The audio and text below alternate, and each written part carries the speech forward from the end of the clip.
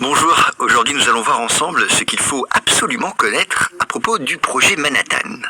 Alors le projet Manhattan, c'est l'un des programmes scientifiques les plus secrets et les plus décisifs du XXe siècle.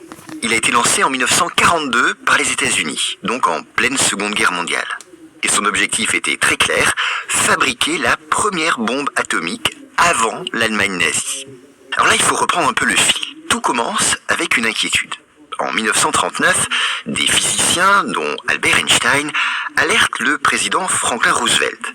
Ils l'alertent pour lui dire que l'Allemagne pourrait exploiter une découverte récente, la fission nucléaire. Un phénomène qui permet de libérer une énergie colossale en scindant des atomes d'uranium. Et en conséquence, Roosevelt va donner son feu vert à un programme de recherche top secret, le projet Manhattan. Attention, c'est un projet massif. Il mobilise plus de 130 000 personnes dans des sites ultra secrets, notamment à Los Alamos, au Nouveau-Mexique. Et à la tête de ce projet, on trouve un physicien, le célèbre Oppenheimer. On le surnommera le père de la bombe atomique. Le défi est immense. Il faut non seulement comprendre la réaction en chaîne nucléaire, mais aussi produire des matériaux extrêmement rares, comme l'uranium enrichi et le plutonium. Et puis en parallèle, les ingénieurs doivent concevoir une arme capable de déclencher une explosion nucléaire contrôlée. Et après un travail considérable, le 16 juillet 1945, le premier essai nucléaire de l'histoire a lieu dans le désert du Nouveau-Mexique. C'est le test Trinity. L'explosion est d'une puissance inédite. D'ailleurs, Oppenheimer, bouleversé, citera un texte hindou à cette occasion « Je suis devenu la mort, le destructeur des mondes ». Malgré ce, quelques semaines plus tard, la décision est prise d'utiliser cette nouvelle arme contre le Japon.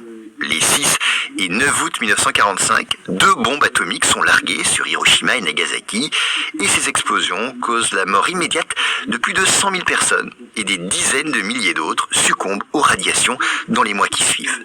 Cela conduira à la capitulation du Japon le 15 août 1945, marquant la fin de la guerre dans le Pacifique. Mais ce projet Manhattan ne s'arrête pas là dans ses conséquences. Il ouvre une nouvelle ère, celle de l'arme nucléaire bien sûr.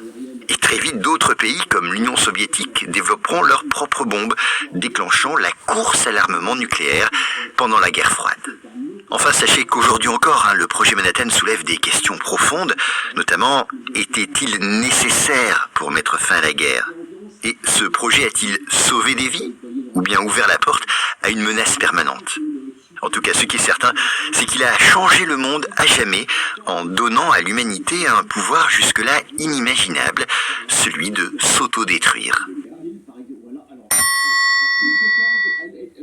Pourquoi la couleur du ciel est-elle inversée sur Mars? Alors attention, scoop, chez nous sur Terre, le ciel est bleu le jour et devient rouge ou orangé au coucher du soleil. Mais sur Mars, eh bien c'est l'inverse. Le ciel est plutôt orangé en pleine journée, mais les couchers de soleil, eux, prennent une teinte bleutée.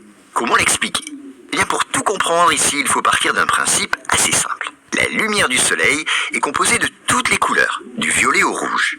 Mais lorsqu'elle traverse une atmosphère, certaines longueurs d'onde sont déviées, tout simplement par les particules présentes dans cette atmosphère, dans l'air. Et sur notre planète, cet air disperse davantage les courtes longues d'onde, comme le bleu. Résultat, le ciel nous apparaît bleu pendant la journée.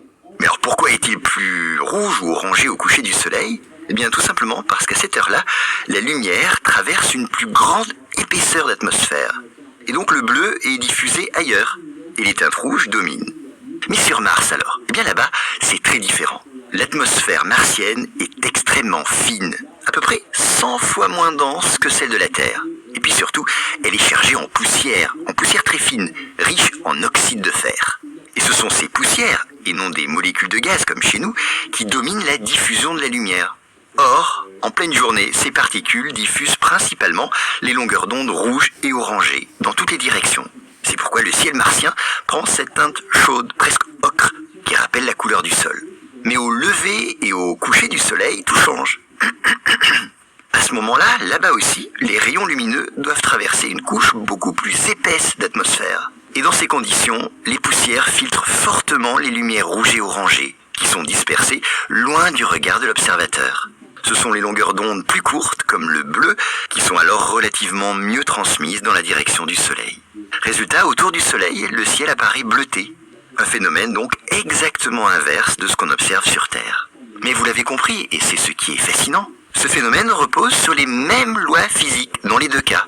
Ce qui change simplement, c'est la nature des particules en suspension dans l'atmosphère. Ce sont des molécules invisibles chez nous, alors que sur Mars, ce sont des poussières.